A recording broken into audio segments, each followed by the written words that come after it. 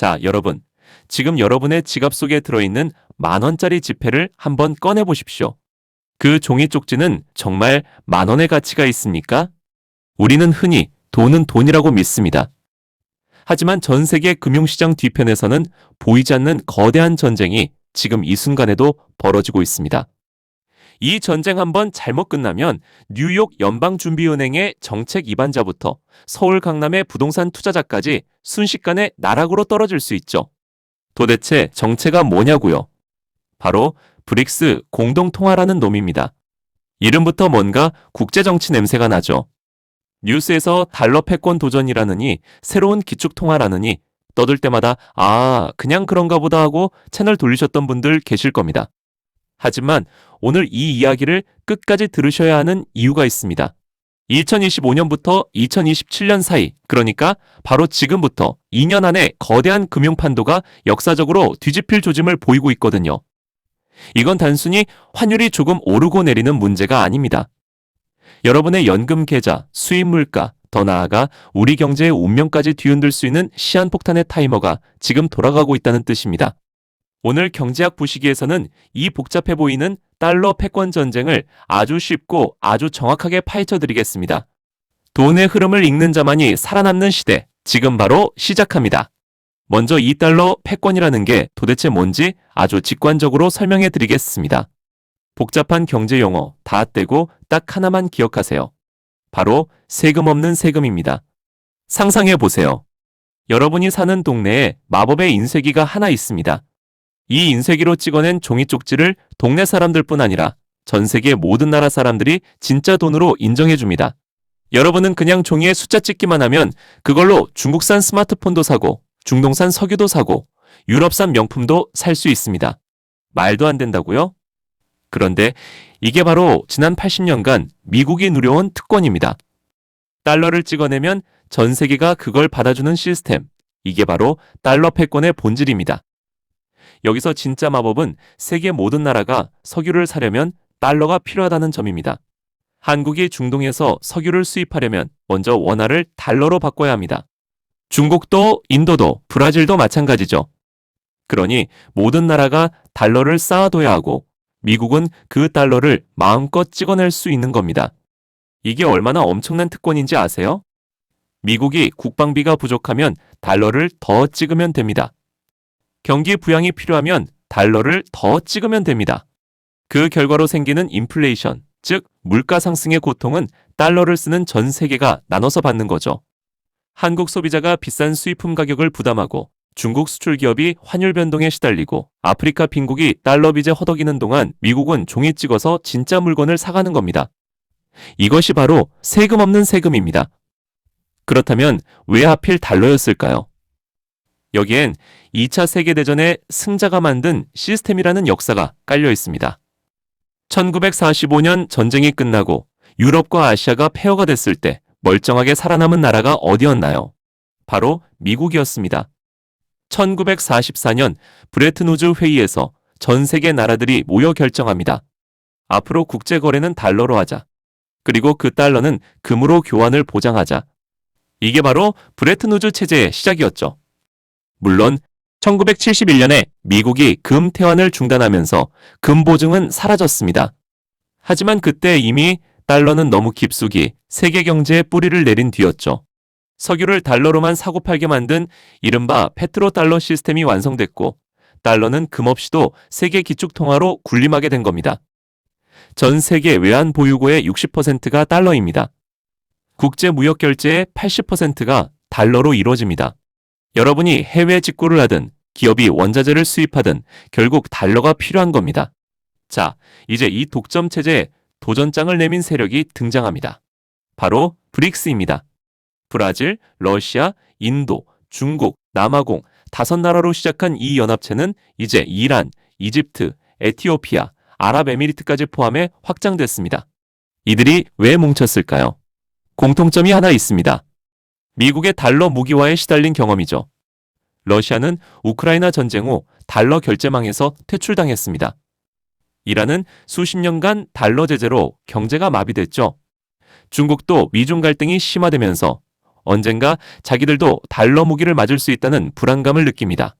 그래서 이들은 생각합니다. 우리끼리 달러 안 쓰고 거래하면 안 될까? 우리만의 공통화폐를 만들면 어떨까? 2023년 남아공 정상회의에서 브릭스는 공동통화 논의를 본격화했습니다. 이름은 아직 확정되지 않았지만 가칭 브릭스 유닛이라고 불립니다.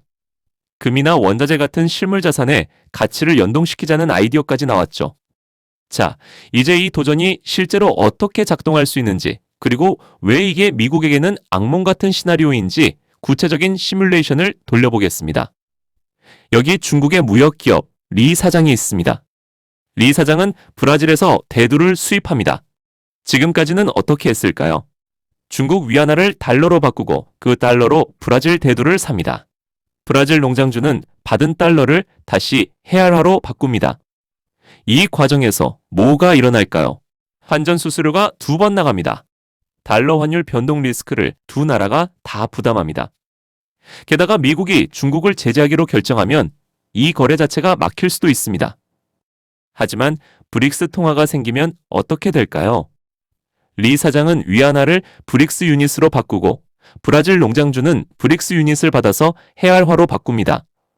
중간에 달러가 끼어들 필요가 없어지는 거죠. 수수료 절감의 환율 리스크 감소, 그리고 무엇보다 미국의 눈치를 안 봐도 됩니다. 이게 바로 브릭스 통화의 매력입니다. 그런데 여기서 끝이 아닙니다. 진짜 게임 체인저는 석유입니다. 만약 사우디아라비아나 아랍에미리트 같은 산유국들이 브릭스 통화로 석유를 팔기 시작한다면 어떻게 될까요?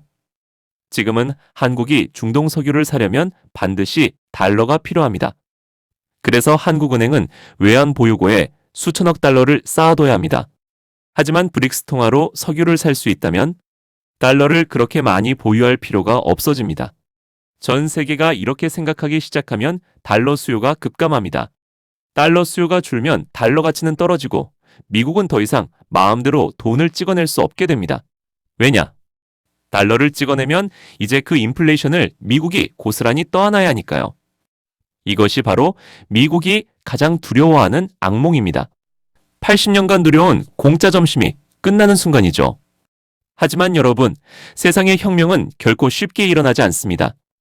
브릭스 통화에도 넘어야 할 산이 태산 같습니다. 그 장애물의 이름은 바로 신뢰입니다. 생각해 보세요.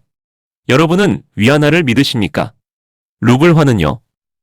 헤알화는요? 솔직히 불안하시죠? 중국 정부가 마음대로 환율을 조작할 수도 있고, 러시아는 전쟁 중이고, 브라질은 정치가 불안합니다. 달러가 강한 이유는 미국 경제가 튼튼해서만이 아닙니다. 미국의 법치주의, 재산권 보호, 투명한 금융 시스템에 대한 신뢰 때문입니다. 내가 달러로 돈을 맡겨도 미국 정부가 함부로 못 가져간다는 믿음이죠. 브릭스 국가들은 이 신뢰를 만들 수 있을까요? 중국은 자본 통제가 심합니다. 러시아는 서방과 전쟁 중입니다. 인도와 중국은 국경 분쟁을 겪고 있죠. 이 나라들이 하나의 통화로 뭉친다. 말은 쉽지만 실행은 지극히 어렵습니다. 게다가 미국이 가만히 있을까요? 달러 패권은 미국 국력의 핵심입니다.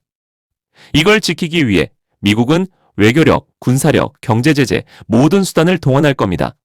브릭스 국가 중 하나라도 이탈시키려 온갖 당근과 채찍을 쓸 거예요. 자, 그렇다면 이제 시선을 미래로 돌려봅시다. 다가오는 2025년부터 2027년 사이 과연 어떤 일이 벌어질까요? 전문가들은 이 시기가 거대한 분기점이 될 거라고 경고하고 있습니다. 브릭스 정상회의에서 공동통화 시범 사업이 시작될 가능성이 높고 사우디의 페트로달러 협정 갱신 여부가 결정되는 시점이기도 합니다. 가장 큰 핵심 변수는 바로 사우디아라비아의 선택입니다. 70년 넘게 미국과 손잡고 석유를 달러로만 팔아온 사우디가 만약 브릭스 쪽으로 기운다면 이건 단순한 외교 노선 변경이 아닙니다. 달러 체제의 기둥이 무너지는 역사적 사건이 되는 거죠. 여기서 우리는 두 가지 시나리오를 그려볼 수 있습니다. 첫 번째는 점진적 다극화입니다. 달러는 여전히 가장 강하지만 브릭스 통화, 유로, 위안화가 각자의 영역에서 힘을 키우는 겁니다. 세계 무역에서 달러 비중이 80%에서 60%, 50%로 서서히 줄어드는 시나리오죠. 이 경우 충격은 크지 않지만 미국의 특권은 조금씩 약해집니다. 하지만 우리가 대비해야 할 건 두 번째 시나리오, 바로 급격한 탈달러화입니다. 만약 중동전쟁이나 미중 군사 충돌 같은 극단적 사건이 터진다면, 혹은 미국의 재정 적자가 감당 불가능한 수준으로 치솟는다면 세계가 갑자기 달러를 믿지 못하게 되는 순간이 올 수 있습니다. 그때는 아까 말씀드린 그 극장의 비상구로 수만 명이 동시에 뛰어드는 대참사가 벌어질 수 있습니다. 각국 중앙은행들이 보유한 수조 달러를 팔아치우기 시작하면 달러 가치는 폭락하고 미국은 초인플레이션에 빠질 수 있습니다. 2025년부터 2027년은 바로 이 갈림길이 선명해지는 시기입니다. 지금까지 세계 경제를 지배하던 든든한 기둥 같았던 달러가 갑자기 흔들리는 건물 기둥으로 보이기 시작할 수 있다는 이야기입니다. 그렇다면 우리 같은 개인은 어떻게 해야 할까요? 이제는 단순히 한국 경제 지표나 코스피 차트만 봐서는 안 됩니다. 브릭스 정상회의 뉴스, 사우디의 외교 행보, 중국 위안화의 국제화 진전을 예리하게 지켜봐야 합니다. 달러가 갑자기 약세로 돌아서는 날, 그날이 바로 우리 환율이 폭등하고 수입 물가가 치솟는 시작점이 될 수 있으니까요. 특히 한국 경제는 무역 의존도가 높습니다. 우리가 수입하는 원자재, 에너지 대부분을 달러로 결제하죠. 달러 체제가 흔들리면 우리 물가, 기업 수익, 주식시장 모두 직격탄을 맞을 수밖에 없습니다. 2025년부터 2027년, 달러의 운명은 우리에게 위기일 수도, 혹은 누군가에게는 새로운 질서에서 기회를 잡는 일생일대의 찬스일 수도 있습니다. 달러 패권, 그것은 지난 80년간 세계 경제의 중력이었습니다. 하지만 이제 그 중력이 약해지고 새로운 행성들이 떠오르는 시대가 다가오고 있습니다. 한 나라가 돈을 찍어내면 세계가 그걸 받아주던 특권이 영원할 수는 없는 법이죠. 지금 여러분의 자산은 이 거대한 변화에 대비되어 있으신가요? 혹시 아직도 달러는 영원하다고 생각하고 계시지는 않으신가요? 역사는 항상 방심하는 자에게 가장 가혹한 법입니다. 2025년부터 2027년 브릭스 통화가 몰고 올 새로운 파도 앞에서 여러분은 휩쓸려가는 난파선이 되시겠습니까? 아니면 그 파도를 타고 더 높은 곳으로 올라가는 서퍼가 되시겠습니까? 선택은 여러분의 몫입니다. 하지만 한 가지 확실한 건 이제는 달러를 단순히 해외여행 갈 때 바꾸는 돈으로만 봐서는 안 된다는 사실입니다. 오늘 경제학 부시기는 여기까지입니다. 보이지 않는 돈의 흐름을 꿰뚫어보는 여러분이 되시기를 바라며 저는 다음 시간에 더 흥미롭고 날카로운 이야기로 돌아오겠습니다. 감사합니다.